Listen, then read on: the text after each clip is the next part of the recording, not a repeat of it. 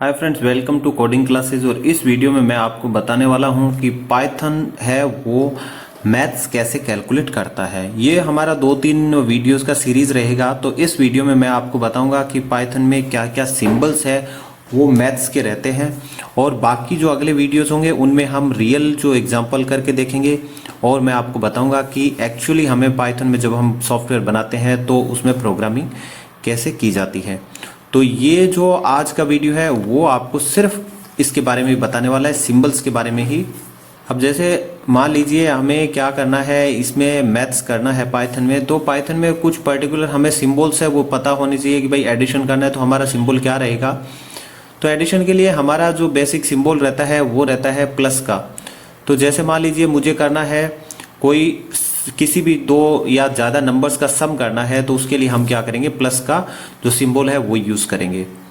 तो जैसे मैंने यहाँ पे लिख दिया 4 + 2, तो ये आ गया 6। जैसे आप अभी पूछेंगे कि ये तो नॉर्मल सिंबल है, तो लेकिन ये नॉर्मल है, आपको याद रखना है। आगे कुछ सिंबल आएंगे जिनसे आप परिचित नहीं है, वो भी आपको याद करना है। तो हमारा बेसिक जो फंक्शन है एडिशन के लिए वो हम रखते हैं प्लस का। सिमिलरली अगर हमें सब्ट्रैक्शन करना है तो सब्ट्रैक्शन के लिए हमारा जो सिंबल रहता है वो रहता है माइनस का।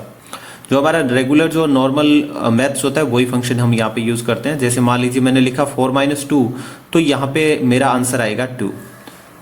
तो अब हम जब भी सब्ट्रैक्शन करेंगे इसमें तो नेगेटिव का जो सिंबल है वो यूज करेंगे। सिमिलरली अगर हमें मल्टीप्लिकेशन या गुणा करना है तो उसके लिए हम स्टार या एस्ट्रिक्स जो सिंबल होता है वो यूज करेंगे।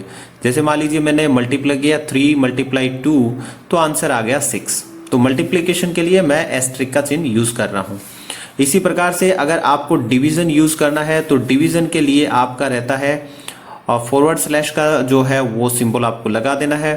तो यहाँ पे हम डिवीजन के लिए / का जो सिंबल यूज करेंगे। और अब देखिए मैंने लिखा है 6, मैं लिखता हूँ 6 /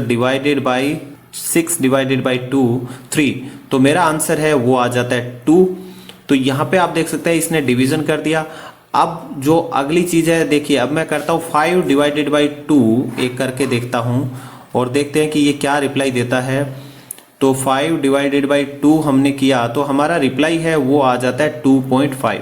तो यहाँ पे आपने देखा जब मैं 6 / 3 कर रहा हूँ तो यहाँ पे भाग पूरा पूरा जा रहा है, लेकिन फिर भी ये डेसिमल के बाद एक नंबर दे रहा है।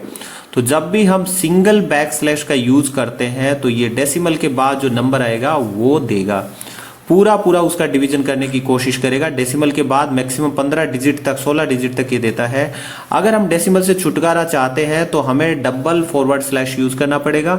अब देखिए मैं डबल / यूज किया, मैंने 5 / 2, तो आंसर आना चाहिए 2.5, लेकिन इसने क्या कर दिया, उसको 2 कर दिया। तो ये जो है ये / की जो डबल / यूज करेंगे तो हमारा एक्चुअल नंबर है वो आ जाता है, उसमें रिमाइंडर नहीं आएगा, ना उसकी जो फ्लोटिंग नंबर है वो यहाँ पे दिखता है। अब अगर आपको एक्सपोनेंट या पावर यूज करना है, जैसे 5 करना है, तो आपको क्या करना है, डबल एस्ट्रिस्क है वो लगा देना है। 2 बार स्टार लगा देंगे तो वो उसकी पावर बन जाती है। जैसे मान लीजिए मुझे 5 की पावर 2 करना है, तो मैं 5 और 2 बार स्टार लगा के 2 लिख देता हूं, तो मेरा आंसर है वो आ जाता है 25, यानी 5 / 25 हो गया। तो वो इसके लिए हम क्या करते हैं, डबल स्टार का चिन्ह लगाते हैं। इस प्रकार से आप बाकी नंबर भी करके देख सकते हैं।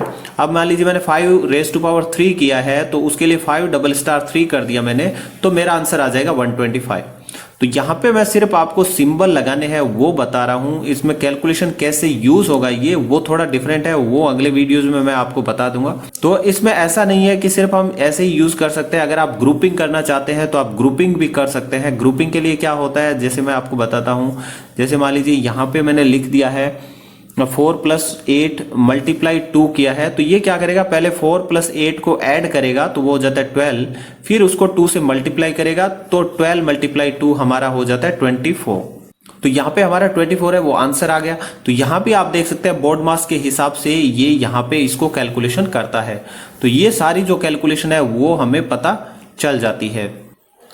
अब आपने देखा होगा जो मैं 2.5 जो आ रहा था, 5/2 कर रहा हूं, यहाँ पे 2.5 आ रहे हैं। तो आप पूछ रहे होंगे अगर रिमाइंडर है वो हमें पता करना हो तो हम क्या करेंगे। तो रिमाइंडर पता करने के लिए भी इसमें पाइथन में एक अलग ट्रिक होता है, वो भी मैं अभी आपको बताने वाला हूँ कि भाई रिमाइंडर अगर मुझे निकालना है कि 5 में मैं 2 का डिवाइड करता हूँ तो रिमाइंडर मेरा 1 आना है। वो रिमाइंडर 1 कैसे आएगा, उसके लिए हमें क्या फंक्शन यूज करना है वो आपके लिए जरूर डिफरेंट होगा, क्योंकि वो आपको नहीं पता है कि पाइथन में कैसे करेगा। डिवीजन आपको पता है कि बैक स्लैश से कर लेंगे, लेकिन डबल जो फॉरवर्ड स्लैश था हमारा फॉरवर्ड स्लैश वो हमें नहीं पता था, वो हमने यहाँ पे सीखा। उसी प्रकार से रिमाइंडर के लिए हमें क्या करना है वो भी हम यहाँ पे सीखने वाले। ये चीजें आपको याद रखनी है, जो हम आगे मैथ्स करेंगे उसमें बहुत काम आएगी। वहां पे ये बेसिक चीजें वो हम दोबारा नहीं करेंगे, इसलिए इस वीडियो को आप अच्छे से देखिए और इन सिंबल्स को याद कर लेना है आपको।